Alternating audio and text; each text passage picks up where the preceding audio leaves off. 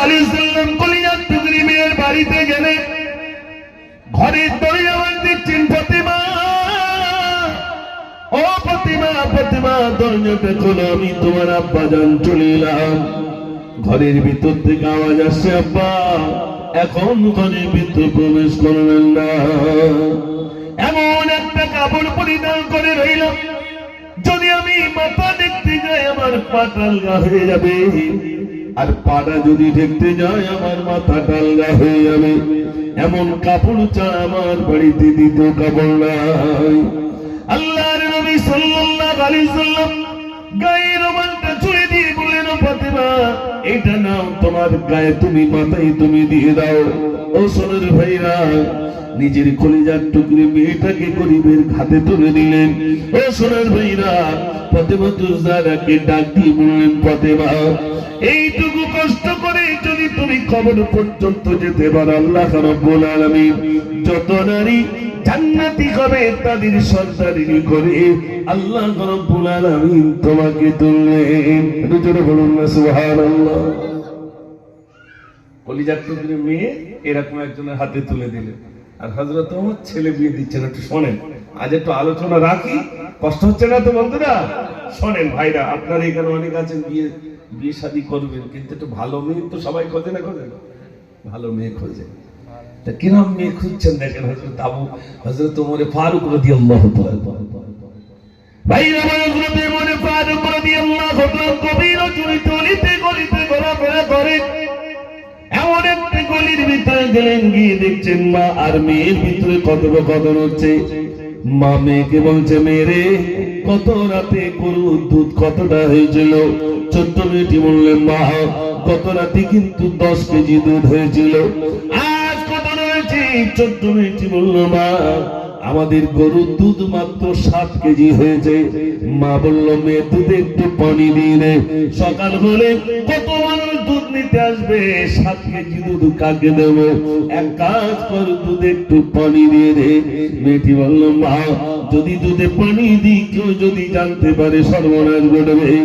মা বলল, মেয়েরে দুধে পানি দিলে কেউ জানতে পারবে না।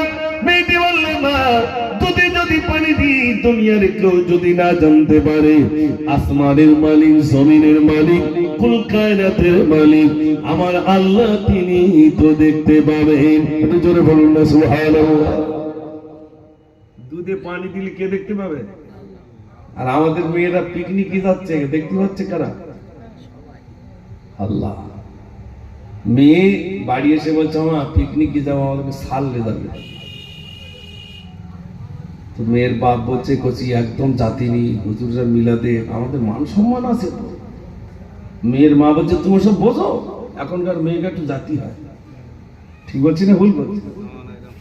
বাপ যেতে দিচ্ছে না, বাপের অগোচরে প্যাকেটের মধ্যে জামা কমপ্লিট। বলছে, তুই ওই রাজাপুর যখন দাঁড়াবি ওই দিক দিয়ে তোর তুলে দেবে।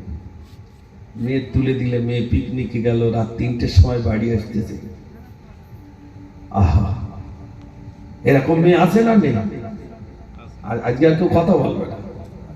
আর আমার কিছু যুবক ভাই এখন তো আর হ্যালো বলতে হবে না, শুধু আসরালি চলে যায়, সব কমপ্লিট। 2000 টাকার একটা মোবাইল দিলে আর বেল থালা দিতে হবে না, টাকা পয়সা খরচ নেই, সব নিচে নিচে সব কমপ্লিট। আর মাদ্রাসার একটা ছেলে হঠাৎ ছুটি নিতে এসছে, তা আমি বলছি, কি বল হঠাৎ ছুটি? তো হুজুর আমার সে চাস্তো বোনটার বিয়ে হচ্ছে। কোথায়? বলছে, সে মুর্শিদাবাদ। এত তো যোগাযোগ হলো কি করে?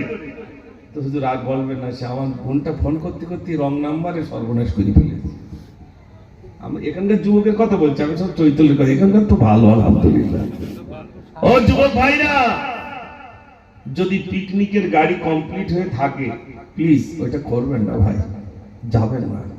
বড় কষ্টের কথা বলছি। যখন গাড়ির পিছনে যুবক ভাইরা নিজের জামাটা খুলে দড়ি ধরে রাখে এক হাতে, আর বক্স যখন বাজে সে তো জমি উঁচু হয় আর নিচু হয়। ঠিক বলছি না ভুল বলছি? গুপ গুপ করে আওয়াজ হয় যখন, তখন মনে হয় যেন জমি উঁচু হচ্ছে আর নিচু হচ্ছে। আর আমাদের সব যুবকেরা ওই জামার কাপড় খুলে ঘুর হয় আর বলে, হ্যাঁ আজ একটু হচ্ছে। শীতুলিয়ার যুবকরা এরকম কাজ করে না। আমি কিন্তু সব চৈতন্যের কথা, তোমার বাড়ি যাওয়া হবে না, দেখে দেখে আমাকে বলি গেছে। আমার যুবক ভাইদের উদ্দেশ্যে বলছি না, কসম খোদা, আল্লাহ আপনারা ভালো, যদি তাই না হতো আপনারা এখানে আসতেন না। আপনারা জানেন ওখানে গেলে লিক সারাই হয়, তাই তো নাকি? জানে ওখানে গেলি তাসের কথা বলবে, গেলি জোয়ার কথা বলবে। আচ্ছা যদি বলি ওইগুলো না বলে শুধু হাসান হোসেনের জীবনী বলতে তো সুবহানাল্লাহ এমনি হবে, লিক সারাই আর হবে বলে মনে হয়? কি করে হবে? তাহলে এই কথাগুলো বলতে হবে। আমার সোনার ভাইরা বিশ্বাস করুন, এই কাজে নিয়োজিত হবেন না, হাত জোর করে বলুন। আপনি আমার বন্ধু, সোনার ভাইরা আমার যদি ফিরে আসতে পারেন বিশ্বাস করুন, আমি আপনাদের কাছে একটা কথা বলে যাই, আগামী কাল থেকে কার সঙ্গে মিশবেন একটুখানি বলে যাই। ও আমার সোনার যুবক ভাইরা, আল্লাহ আপনাদের অনেক রকম হিকমত দিয়েছেন, জ্ঞান দিয়েছেন। অনেক যুবক ভাই এখানে বসে রয়েছেন, পিকনিকের মতো অবাধ্য পিকনিকে আপনারা কেউ যাবেন না, যাবেন না, বনভোজ করবেন না। সোনার ভাইরা আমার, মাত্র কয়েকটা দিন একটু কষ্ট করে যদি কবর পর্যন্ত যেতে পারেন, ও সোনার ভাই